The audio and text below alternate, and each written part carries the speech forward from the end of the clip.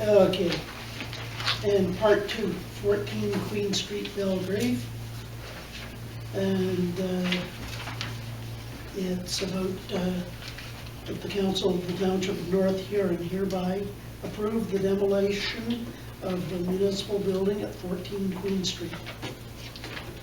And further, that staff select a vendor for the surface using the informal quote process as per procurement policy, and that funds for this demolition and all associated expenses come from the 2015 capital budget allocated to replace windows in the roof of this facility. And further, that the staff be directed to work with the Belgrave Community Center Board to formalize a plan for the site for after the demolition to present to council for their consideration. As I don't believe there's any fiduciary conflict of interest, but I will be conducting this, but I will not be voting on it because I am a member of the Belgrave Community Center Board. I have a question. Does the company that does the demolition, do they retain the materials that they take out of the property? Or You can do it a number of different ways, so I think we'd have to look at that in the specification of the quotes. okay. Versus whether it would be cheaper for us to use our own equipment and haul the material away, or sometimes it is just as economical to include that all in the quotation because they may want to salvage some of the material. Okay. I'll move approval of this. Okay. Seconder. Yolanda. Question? I thought when we asked for direction on this, we were actually asking for different options, not just the one, this is the only option that we have. That was my understanding when we first talked about it. Oh, that is too bad. She's put her hand up. Unless Reed would prefer to, you want me to answer that? Uh, So I presented a report to council on, thank you, July 6th, it's in this file. And I outlined sort of how this facility is sort of between a rock and a hard place as far as options.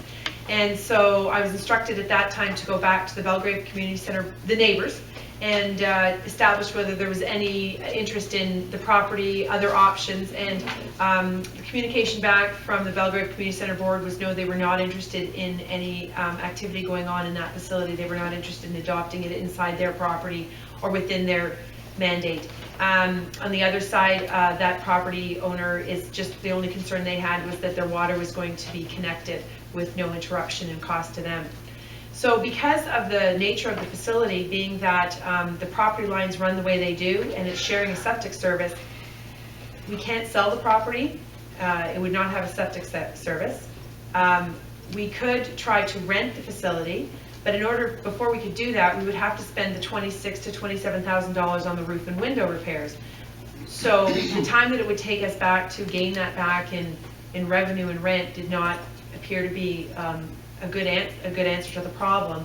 But regardless, my understanding is that the two properties need to be merged if they share a septic. And at this point, they're two separate properties, and I know that our planner, thank you, is in the audience if she wants to, can explain that better, how the zoning and the property merging would have to take place in order for us to, so that should have really happened back when it was first purchased and the property was added to the septic system of the Belgrave Community Center. But it didn't happen back in 1995, and so now we're left with this scenario. So I'm not sure if there's another option really, and that's what staff is recommending, is that after looking at all the possibilities, this seems to be really the only financially viable option. Okay, there will be some people in the township who will be a little disappointed that that building's being torn down.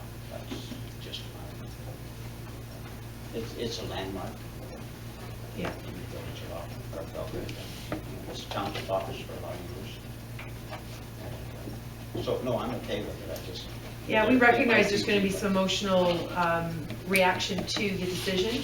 However, we have to be financially responsible, and it's unfortunate with the space that would allow for septic, it just is not possible, because I think initially we all thought we could sell the property. But then when we looked at it, it's just, and talking to our CBO and septic and water people, there's just no way to make it work. And I think in '95, the original intent was to purchase it, to tear it down. That's what I've been told.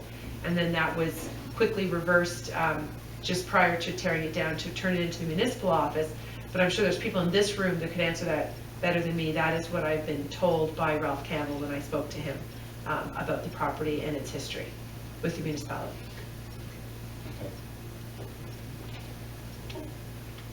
Trevor? Just so I'm clear, or that you're requesting to do this up to the amount of $26,500. I think that the repurposing of the site, which I've allocated in my budget of approximately $5,000, I think I would come, my point in this I would come back to council with that plan. It is still municipal property, whether it's going to be a park bench or parking, handicap parking for the Belgrave Community Center. Those are all options that have been discussed. So prior to spending that money, I would like to have permission to spend the rest of the money that I've put in the $24,500 budget. I would like to come back to council with a plan after discussing it with the Belgrave Community Center board on how the site would be repurposed so that they would be blending into their property. I'm sorry, did I answer your question well? So what you told me is that you're wanting $19,500. Yeah. And then the 5,000 will be talked about at a later date. So Correct. if something were to come up that would go more than 19,500, then you'd be back here anyways. Correct? That would be my intent, yes. Okay. So with the informal quote process, and Donna, can you refresh me, please, purchasing and procurement policy?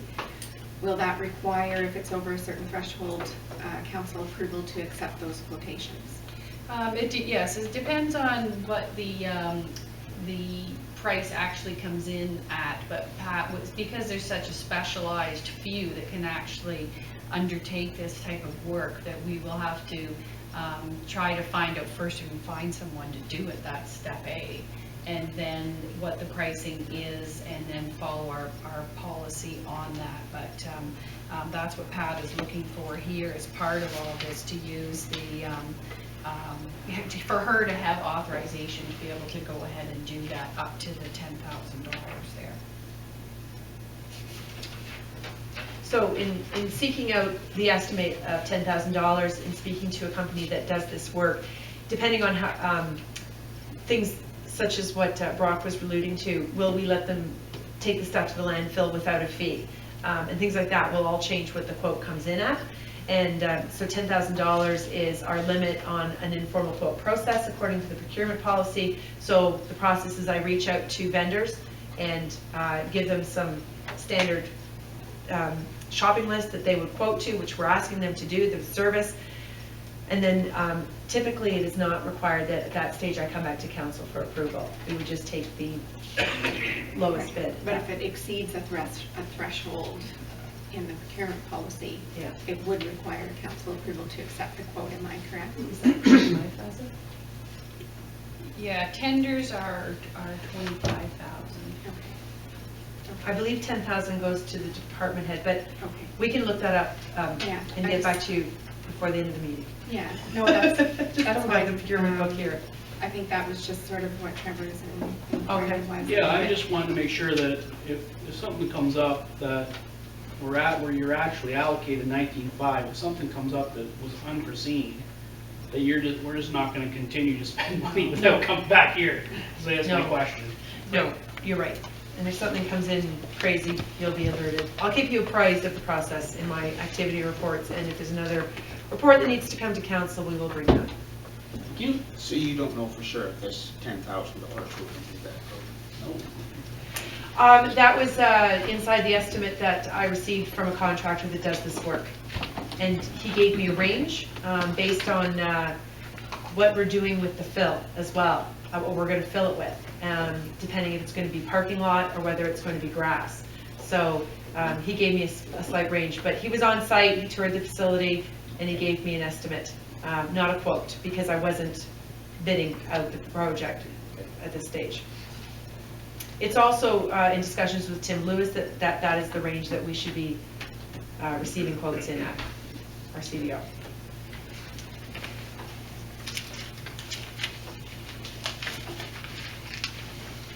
Anything further?